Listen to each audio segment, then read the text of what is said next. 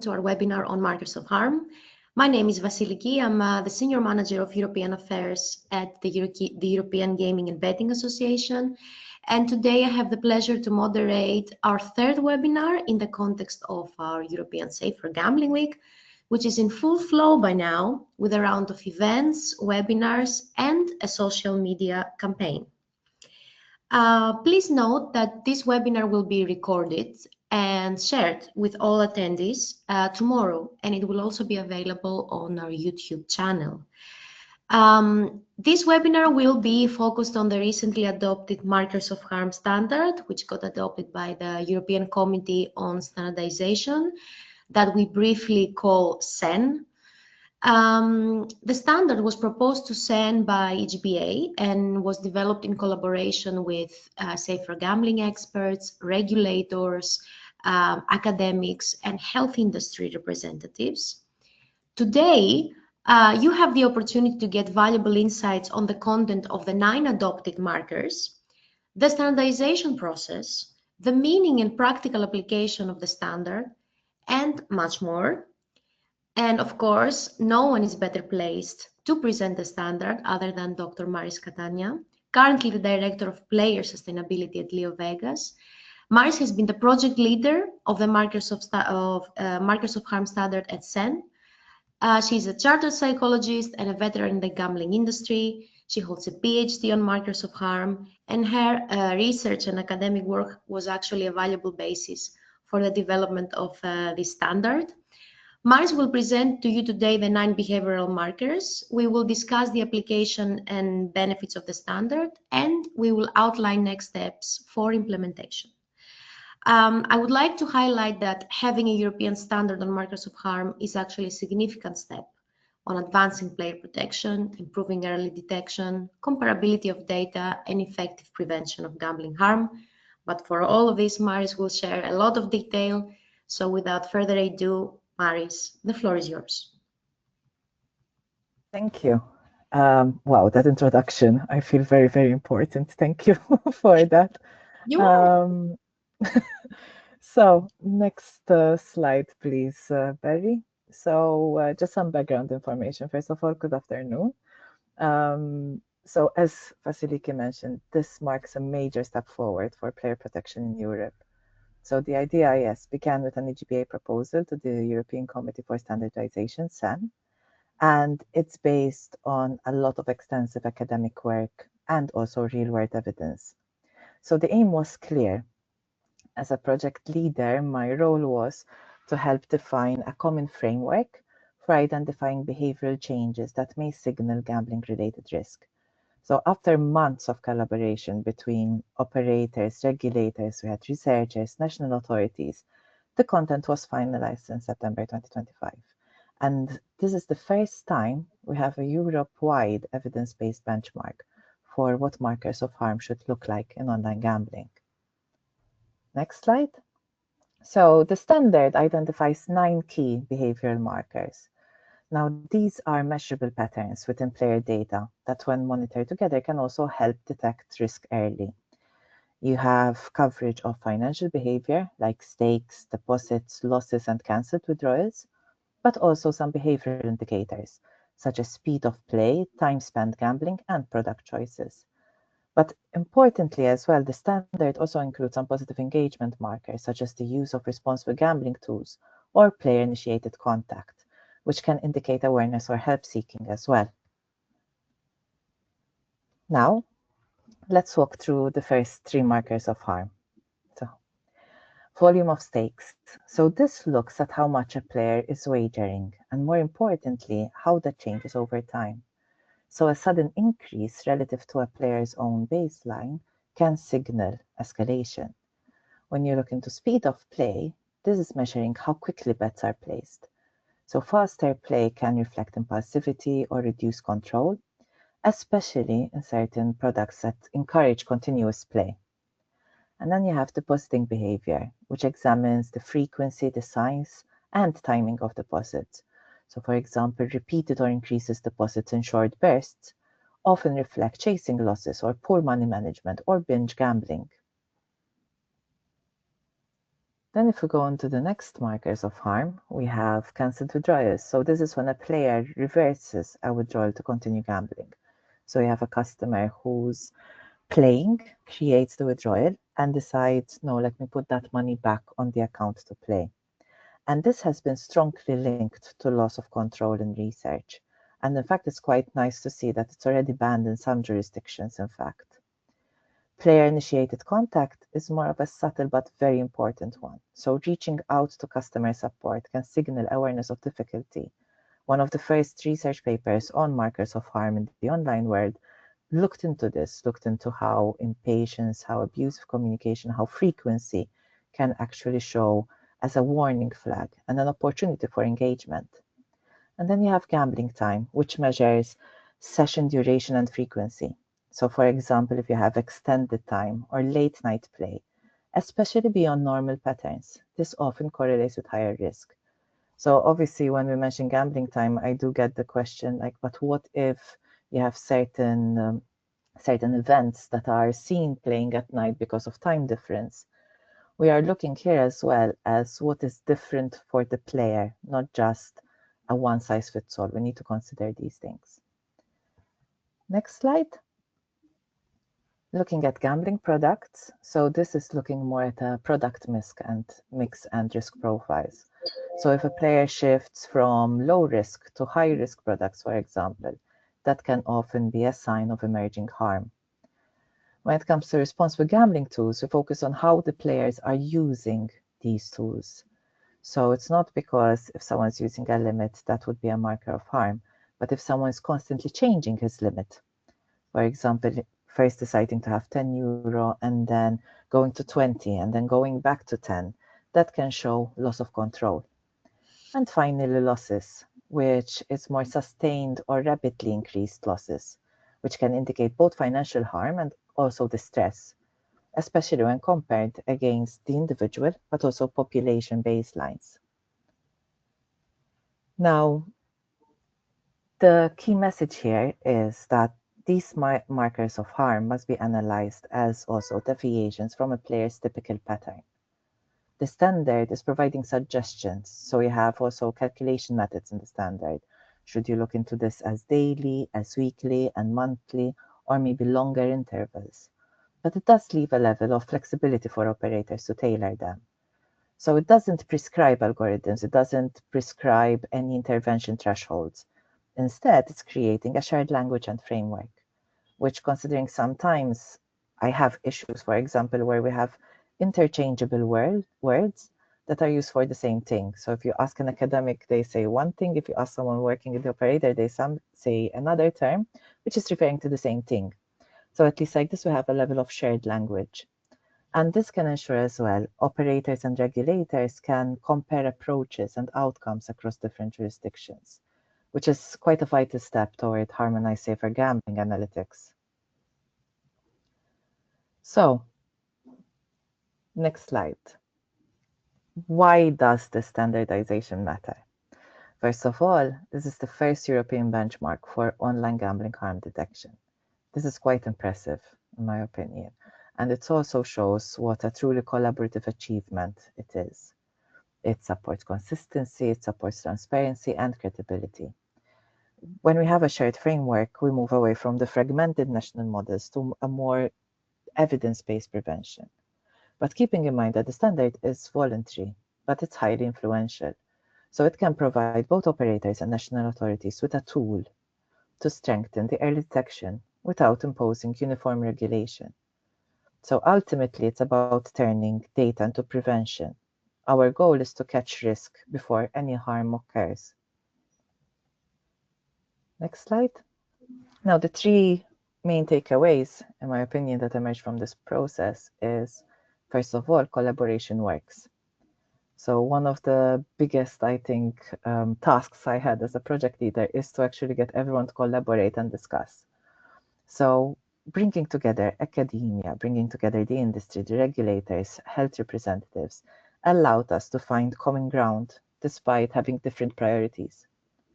Secondly, the process did reveal some gaps, but also provided strong alignment around early detection. And I think thirdly, to mention is that flexibility is essential. So the standard is voluntary, adaptable, and also will be periodically updated. Obviously, we know that new research can always emerge. So in my opinion, in other words, this is a living framework. It's not a static rule book. So now we're entering the final phase. I think no one is happier than me, to be fair. The standard is expected to be formally approved by the end of 2025, and it will be published at the start of 2026. After that, we'll move into the implementation and the promotion stage, so helping operators and authorities adopt and test the framework in real context. There will be future SAN working items which may expand into related areas, for example, potentially marketing or governance. But this is the beginning of a new chapter for player protection in Europe. I think one that is quite grounded in data, but also very much in collaboration and shared accountability. And that was all from my end. I'll hand over to Vasiliki, because I'm sure she's going to give me quite a few questions coming up now. Thank you, Maris. It was very interesting and a lot of information, very valuable insights for us. Let's have a Q&A. Let's try to focus on the most crucial elements of standardization. You mentioned that the standard creates a common language and a baseline. Could you maybe summarize why this new standard is such an important milestone for the online gambling sector of Europe? For sure. I mean, it's such a real milestone because it's the first time Europe has a harmonized evidence-based framework, and it's there to identify and interpret behavior indicators of gambling-related risk.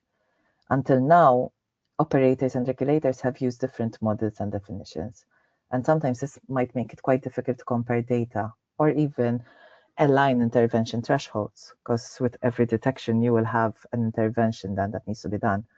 So I think the standard is providing a common language, which is built on academic research, but also industry experience, which is a gap that we sometimes don't match these two areas so much.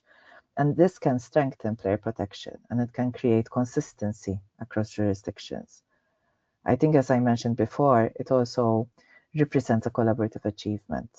I mean, I haven't really had the opportunity before to be in the same room with regulators, with operators, with researchers, with technical experts, all in one place just to discuss one topic of safer gambling.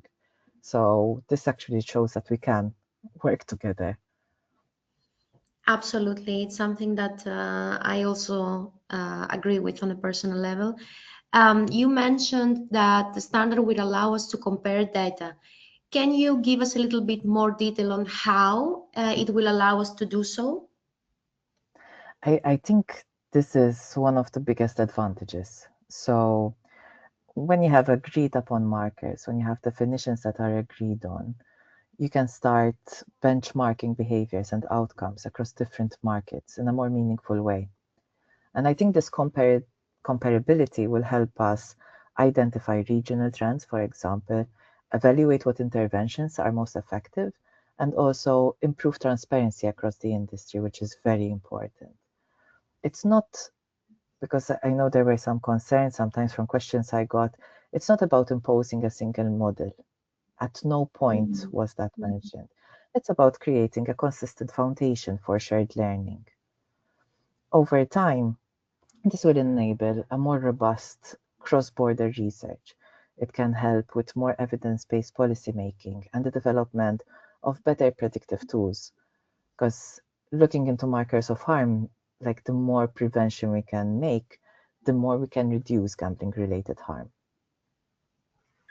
Very important to convey this message. Now, I know that the standard has received some criticism, let's say, at the very beginning about how it will intervene in national frameworks. No, it's important to always highlight that no, the standard does not intervene with national regulatory frameworks. It's not harmonizing any European or national law. But in your view, do you see any other challenges that operators might face when they actually go and start implementing the standard? For sure. I mean, implementation will naturally bring challenges. Each operator works within a different regulatory environment. And even that is sometimes difficult for the operator when you have so many different requirements. And aligning local requirements with a voluntary European standard will take time. So it's not something that you can just do from one day to the next.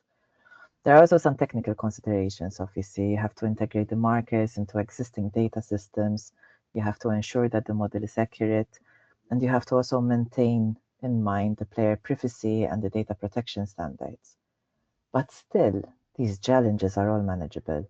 I mean, if we had to have the standard 10 years ago, it would have been like, no way we can do it. And nowadays we can see that we can actually do it.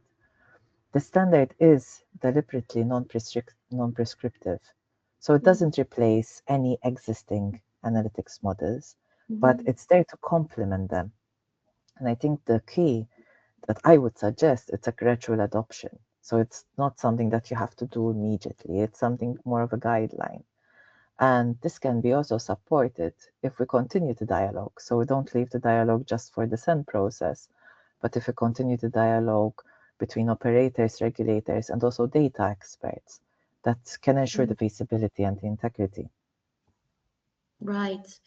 And something actually that we knew and we understood even better when we were developing the standard is that not every member state has markers of harm implemented on the first hand.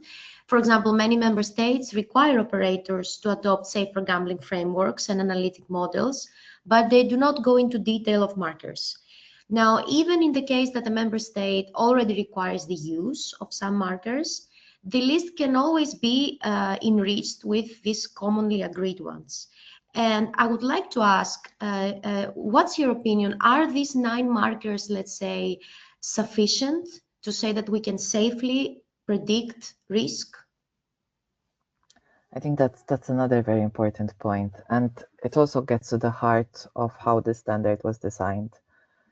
The 9 markers aren't meant to be everything we could ever measure.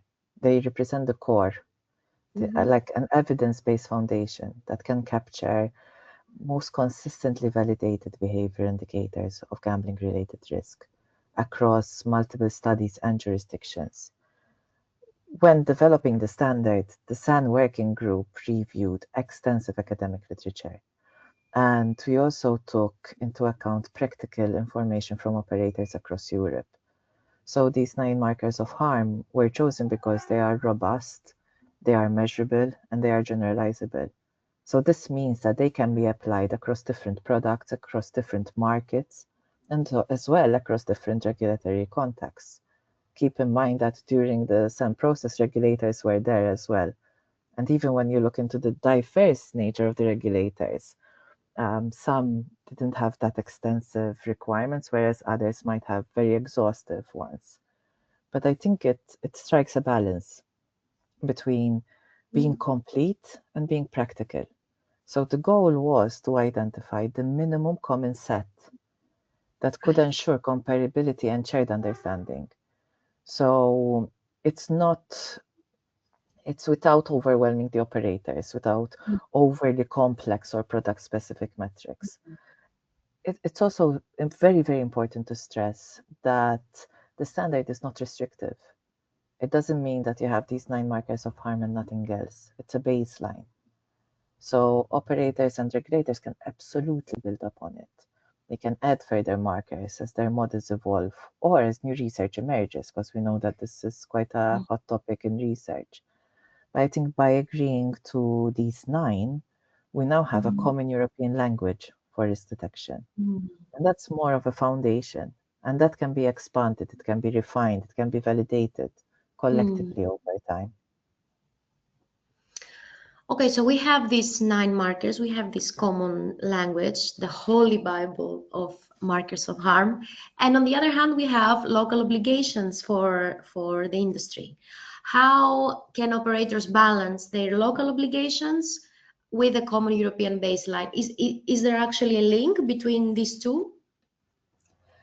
There are a bit. I think the key here is more around flexibility.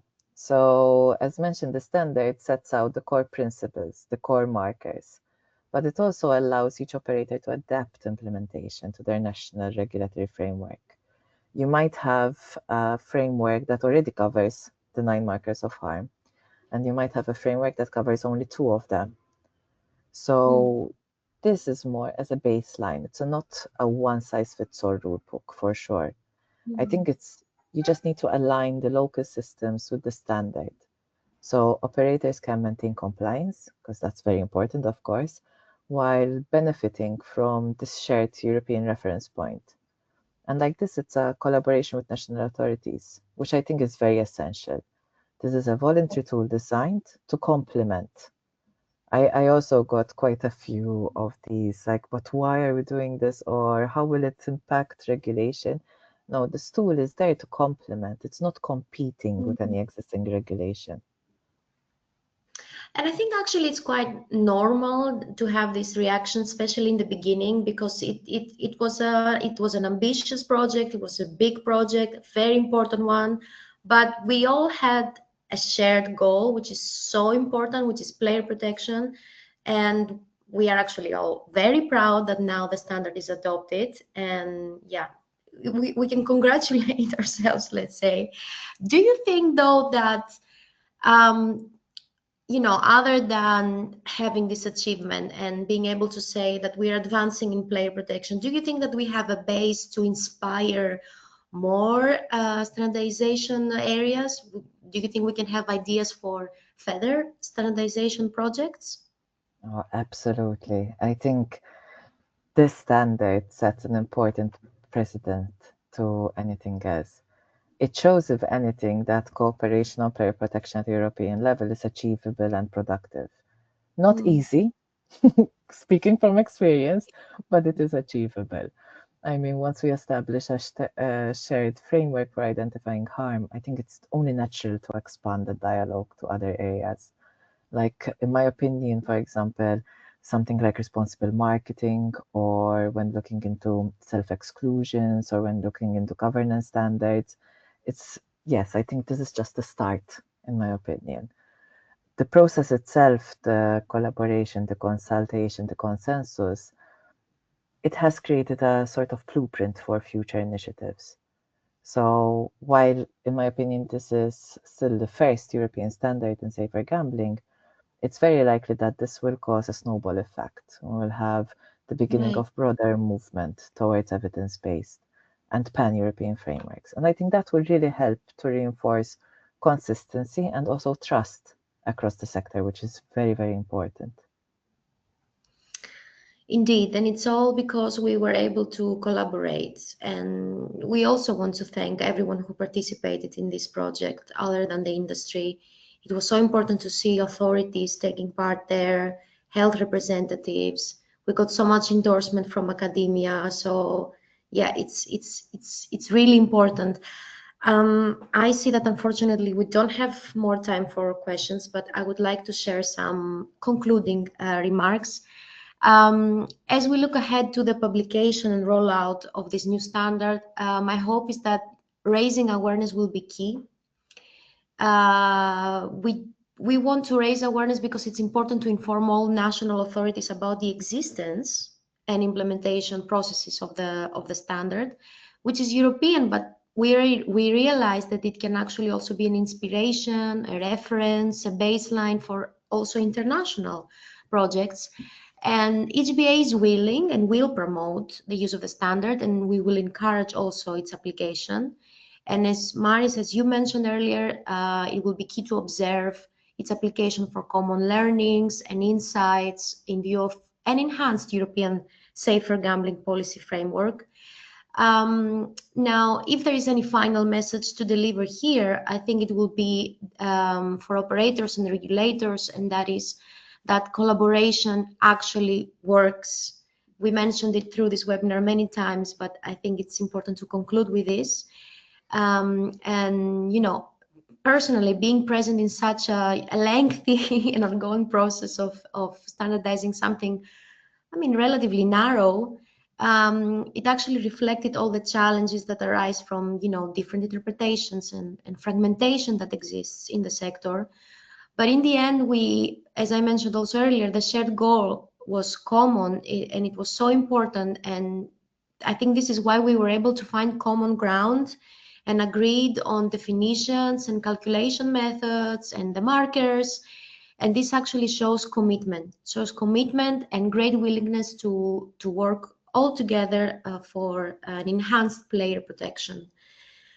And yeah, with this positive note, I would like to conclude our webinar. If you have any questions, you can always mail Maris or me. Maris, thank you so much for all these insights. Very useful. Super useful and interesting for all of us. Many thanks to all of you who actually attended and listened carefully. You can also check our Safer Gambling website at www.safergambling.eu for more information about more webinar sessions taking place during the rest of the week. Tomorrow we are actually hosting a webinar on the black market and the risks to consumer protection, and we encourage you to join for that.